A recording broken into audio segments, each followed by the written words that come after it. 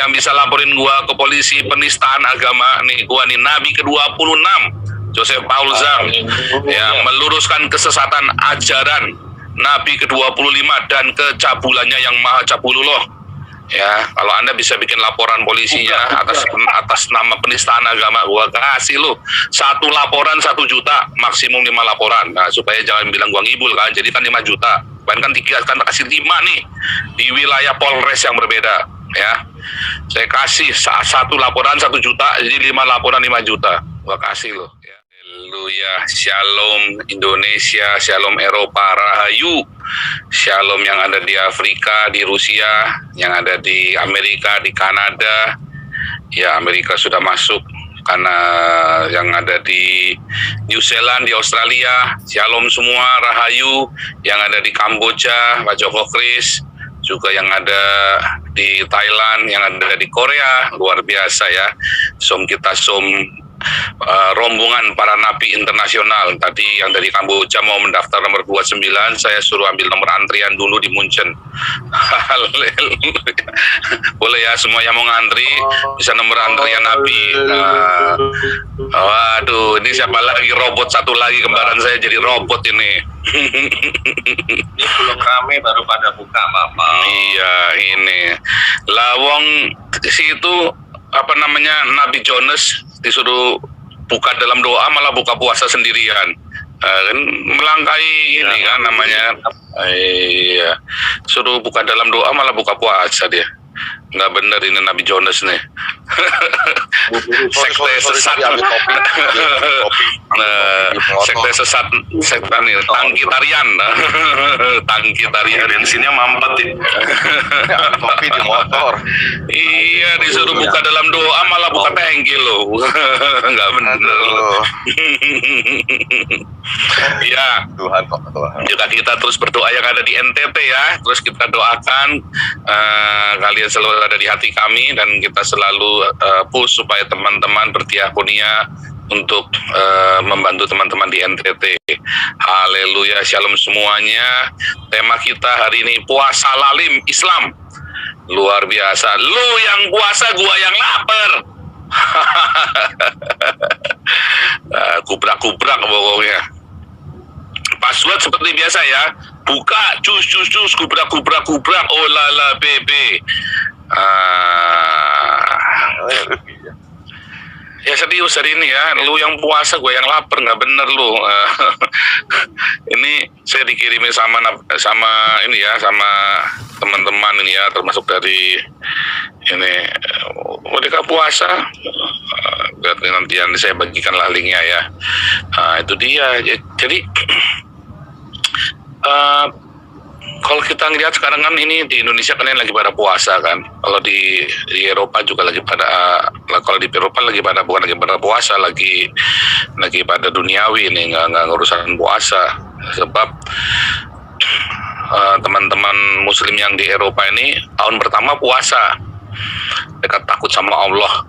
Tahun kedua puasanya separuh, nyoba Allah lihat apa enggak.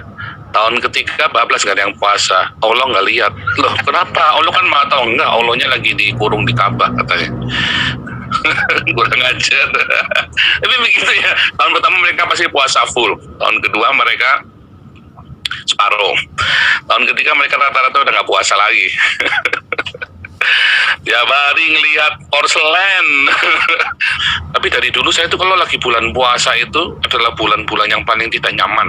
Apalagi kalau deket-deket Idul Fitri, karena mau dung dung breng, Sarimi pergi ke pasar, dung breng, Allahu Akbar. Wah itu tuh udah paling mengerikan itu, horor itu. Serius, itu horor banget ya. Gue nggak berani ngomong, tak kayak MKC dilaporin. Gue kasih sayembara, gue udah bikin videonya, cuman kok nanti dikira saya sombong lagi ya, karena saya udah bikin videonya tantangan loh, ini sama si Nandar, sama Amil Al-Qodri, sama Nick Christian. Yang bisa laporin gue ke polisi, gue kasih uang loh. Gue kasih uang. Yang bisa laporin gue ke polisi penistaan agama nih, gue nih Nabi ke-26 Joseph Paul Zhang yang meluruskan kesesatan ajaran Nabi ke-25 dan kecabulannya yang maha cabulullah.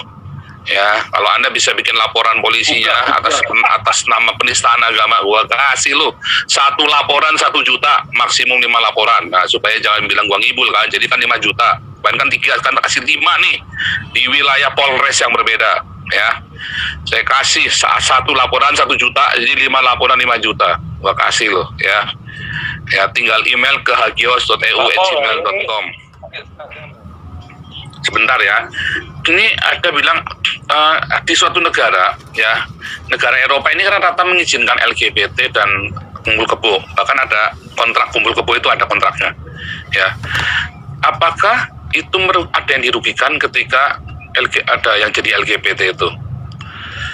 Apakah Anda yang ada yang dirugikan ketika tetangga Anda LGBT atau kumpul kebo? Ada nggak yang dirugikan? Tapi kalau Anda jadi Islam, ada nggak yang dirugikan? Banyak. Ketika Anda jadi Islam, yang dirugikan itu yang bukan Islam. Karena memang Islam ini bangsa dan biadab.